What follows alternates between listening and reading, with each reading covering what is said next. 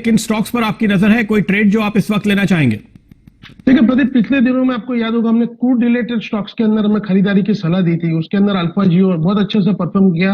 कल के सत्र में अगर आप देखें तो सेलान एक्सप्लोरेशन ने बहुत ही अच्छे से परफॉर्म किया। तो मुझे लगता है कि इस प्रकार के जो स्टॉक्स है, इस सेक्टर के जो स्टॉक्स है उसमें एक अच्छा खासा एक डेवलपमेंट पॉजिटिव हो रहा है। तो मुझे लगता है कि आने वाले दिनों में यहाँ पर तेजी होने को देखने को आपको मिल सकती है। तो उसी में से एक स्टॉक आज मैंने जो पिक किया है, जो करीबन अभी 116 के पास में मैंने उसको देखा। स्टॉक का नाम है जिंदाल ड्रिलिंग। देखिए जिंदाल ड्रिलिंग का अगर आप चार्ट देखें तो यहाँ पर आप पाएंगे कि डाउन द साइड में जो भी करेक्शन आया था, करेक्टिव मूव यहाँ पर पूरी की पूरी यहाँ पर खत्म हो गई और एक अच्छी खासी बाइंग यहाँ पर एक्यूमुलेशन और बाइंग लोअर लेवल में आपको यहाँ पर देखने को मिले। अब यहाँ पे जो ब्रेकआउट है एक्यूमुलेशन के बाद में, वो ब्रेकआउट है आपका 105 रुपए के ऊपर का। अब 105 रुपए के ऊपर का ये जो ब्रेकआउट है, तो ये आपको स्ट्रक्चर ही दिखा रहा है कि ऑन द अपसाइड में इफ यू आर ट्रेडर्स तो आपको बहुत ही जल्द 128 130 तक के लेवल यहाँ पर देखने को मिलेंगे। लेकिन अगर आप इन्वेस्टर है कि जिंदाल ड्रिलिंग में करीबन आपको 150 तक के लेवल यहाँ पे स्टॉक दिखा सकता है। तो डेफिनेटली मेरी जो आज की पिक रहेगी वो जिंदाल ड्रिल रहेगी। जिंदाल ड्रिलिंग पे आपको तेजी का कॉल इस समय अल्पेश जी दे रहे हैं और दिन के हाई 118 रुपए 95 पैसे के करीब लगते हुए इस बीच हमें दिखाई दिए। इनफैक्ट ये जो लेवल आप देख रहे हैं, ये 1 फरवरी के बाद का अब तक का हाईएस्ट लेवल आप आते हुए देखेंगे। यानी करीब 4-4.5 महीने के हाईएस्ट लेवल पर आज के दिन जिंदाल ड्रिलिंग का स्टॉक ट्रेड करता हुआ आपको दिखाई देगा। और आज के वॉल्यूम्स पे अगर आप नजर डालें तो अब तक यहां पर करीब 1,65,000 शेयर्स का ट्रेड हुआ है। जो अगर आप कल का दिन छोड़ दें तो इसके पहले पिछले हफ्ते के दौरान औसतन जो ट्रेड पूरे दिन का होता है, वैसा ट्रेड आपको आधे दिन में, बल्कि पहले 1-1.25 घंटे में देखने को मिल रहा है। तो यह है वो स्टॉक जहां पर आज आपको इस वक्त ट्रेडिंग की कॉल मिल रही है अल्पेश जी से। चलिए आगे बढ़ते हैं, इंदौर चलते हैं। हकीकत शेंदे हमारे साथ जुड़ते हुए। मिस्टर शेंदे, स्वागत है आपका, बताइए। इंदौर से बोल रहा हूँ जी, सवाल पूछिए आपका। सर, मैंने इजी ट्रिप लिए है 184/900। इजी ट्रिप 3 मंथ का व्यू है। हाँ, तो अच्छी तेजी हो गई अब तो इसमें, आप खुश होंगे। 184 की आपकी कॉस्ट है, 60 रुपए के आसपास का मुनाफा मिल रहा है अल्पेश जी। इजी माई ट्रिप, हालांकि जब सैंक्शंस लग रहे थे, सब दरवाजे बंद हो रहे थे तो ये करेक्ट हुआ, लेकिन अब तो अनलॉक का ट्रेड हो रहा है और ये स्टॉक तो ऑलरेडी अनलॉक हो चुका है। आप देखिए डायरेक्टर साहब, इसमें जरा आप 3 महीने का चार्ट लेकर आइए तो लिस्टिंग के बाद का पूरा मूव दिखाई देगा। अल्पेश जी, आपकी राय। देखिए प्रदीप, डेटा तो बहुत कम है लेकिन मैं फिर भी यहाँ पर समझता हूँ कि 220 के ऊपर का एक स्ट्रॉन्ग ब्रेकआउट स्टॉक के अंदर आया हुआ है। यहाँ पे जिस हिसाब से डेली चार्ट में आज एक गैप अप ओपनिंग यहाँ पर देखने को मिली है और कल के दिन में एक जो बुलिश मोरोबुजू है, तो मैं समझता हूँ कि ये बहुत ही स्ट्रॉन्ग ब्रेकआउट है और मुझे लगता है कि ये स्टॉक्स आपको आगे जाते हुए देखने को मिल सकता है। करीबन 280 से 200-300 ये नियर टर्म के टारगेट रहेंगे। 220 का क्लोजिंग स्टॉप लॉस लगा करके मैं समझता हूँ इनको ये ट्रेड को कैरी करना चाहिए। ओके, ये राय फिलहाल आपके लिए सामने आती हुई। अच्छा, अगला सवाल ले उसके पहले डायरेक्टर साहब जरा ट्रेंट लेकर आइएगा। और हमने कल सुझाया था ट्रेंट का 860 के स्ट्राइक वाला कॉल ऑप्शन, और यहाँ पर कल जब हम बात कर रहे थे तो हम करीब 24 रुपए के टारगेट की बात कर रहे थे, पहला, और 30 रुपए का दूसरा। इनफैक्ट अगर आप वो कॉल ऑप्शन लेकर आएंगे 860 के स्ट्राइक वाला ट्रेंड का कॉल ऑप्शन, तो आज हमने 25-26 रुपए के आसपास के हाईज शुरुआत में ही देखे थे। फिलहाल थोड़ा सा कूल ऑफ जरूर हुआ है, लेकिन पहले टारगेट तो इसने अचीव कर लिए। अनलॉक का बहुत ही स्ट्रॉन्ग ट्रेंड अल्पेश जी ये नजर आ रहा है, क्या लगता है आपको ट्रेंड? देखिए ट्रेंड के अंदर आप देखेंगे तो एक स्ट्रॉन्ग ब्रेकआउट आया हुआ है स्टॉक के अंदर करीबन 210 के ऊपर, और मुझे लगता है कि ये बहुत जल्दी से यहाँ पे फिजल आउट नहीं होगा।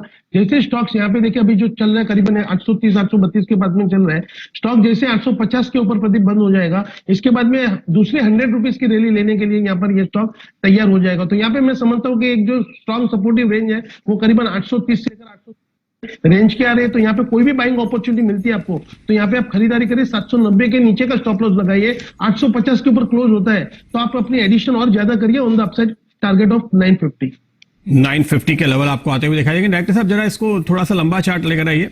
कल जब हम इस पे बात कर रहे थे तो ये करीब 810-15 के आसपास चल रहा था और वहां से हमने ये पूरी तेजी आते हुए देखी थी। दरअसल अगर आप ऑप्शन के ट्रेड पे नजर डालेंगे तो कल हमने जब बातचीत शुरू की थी तो वो ऑप्शन मुश्किल से 11-12 रुपए के रेंज में था और आज इसने 25 का लेवल, यानी पहले एक दिन के अंदर ही वो टारगेट अचीव हुए। लेकिन ये जो आप लंबा चार्ट देख रहे हैं ये आपको देखना जरूरी है, क्योंकि ये पूरा जो कोविड का असर है, ये पूरा करेक्शन था और अब इसको खत्म होते हुए वापस से रिकवरी का ट्रेंड उतनी ही तेजी से शुरू हुआ है ट्रेंड के स्टॉक में। टाटा ग्रुप की कंपनी, दिग्गज जाना माना नाम है ये रिटेल सेक्टर में। तो चलिए, ये तो था कल का एक ऑप्शन ट्रेड जो हमने आपको सुझाया, लेकिन अब मैं आपको बताता हूं वो ब्रेकआउट जो मेरी स्क्रीन पे आज नजर आ रहा है।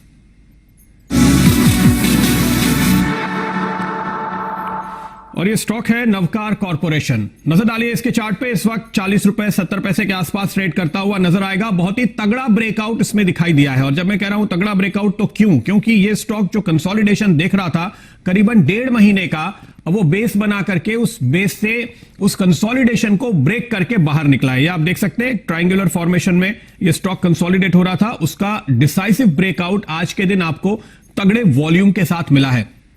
कल इसने दरअसल बेस बनाया करीब 200 दिन के मूविंग एवरेज और 50 दिन के मूविंग एवरेज के पास, और उसके बाद ये डिसाइसिव ब्रेकआउट आज के ट्रेड में जहां खुला है तकरीबन वहीं पे दिन का लो है, और उसके बाद आपने लगातार खरीदारी आते हुए देखी। ध्यान रखिए ये लॉजिस्टिक सेक्टर की कंपनी है, और जैसे कि आप अमूमन देख रहे हैं इस वक्त जो अनलॉक ट्रेड हो रहा है कि फिर से सारी एक्टिविटीज तेजी के साथ शुरू होगी, तो जाहिर है कि आवाजाही उसी हिसाब से बढ़ेगी और ज्यादा से ज्यादा कारोबार इन कंपनियों को वापस मिलता हुआ नजर आएगा, जिसके चलते आप यहां पर ये तेजी देख रहे हैं। ये जो चार्ट मैं आपको दिखा रहा हूं थोड़ा सा बड़ा चार्ट दिखाने की कोशिश की है, क्योंकि आपको ध्यान रखना चाहिए इस साल की शुरुआत में जनवरी में करीब 50 रुपए के आसपास से ये स्टॉक करेक्ट हुआ था।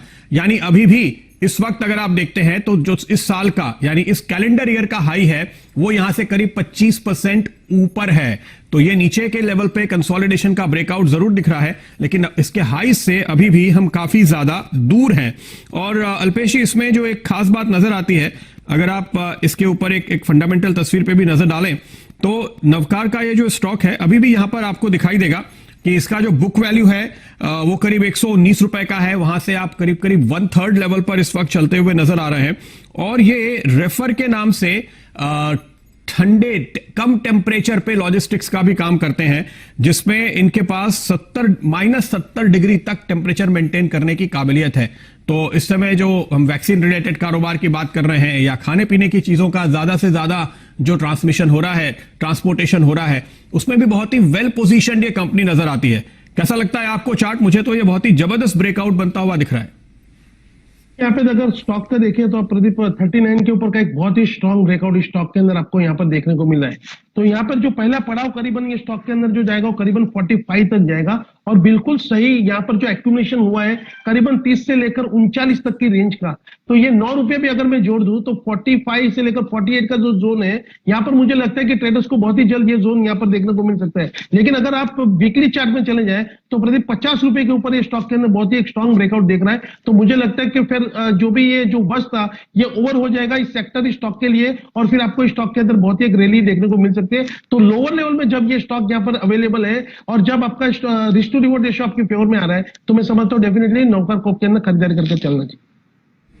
ओके, तो ये राय फिलहाल आपके लिए सामने आती हुई नवकार कॉर्पोरेशन पे। और देखिए आज इसने जो दिन का हाई अब तक का बनाया है 41 रुपए 45 पैसे के आसपास के लेवल आपने आते हुए देखे। ये 17 मार्च के बाद के हाईएस्ट लेवल है, लेकिन जैसे कि हम आपको बता रहे थे करीब 50 के लेवल से यहां पर करेक्शन आया है, और उसके बाद अब बेस बना करके इसने ये पहली तेजी पकड़ी है। 43 इस वक्त आपकी स्क्रीन पर आप देख सकते हैं 44 लाख शेयरों का वॉल्यूम होते हुए आपको नजर आ रहा है। और ये जो आज का कुल वॉल्यूम है, दरअसल आप कह सकते हैं कि जनवरी के बाद से पहली बार यहां पर वॉल्यूम देखने को मिले हैं। कल और आज में जिन 2 दिनों में आपने यहां पर एक अच्छी खासी तेजी बनते हुए देखी, काफी जबरदस्त वॉल्यूम भी इसी दौरान निकल कर आए। अल्पेश जी, आपके टारगेट और स्टॉप जरा एक बार फिर से बताइए।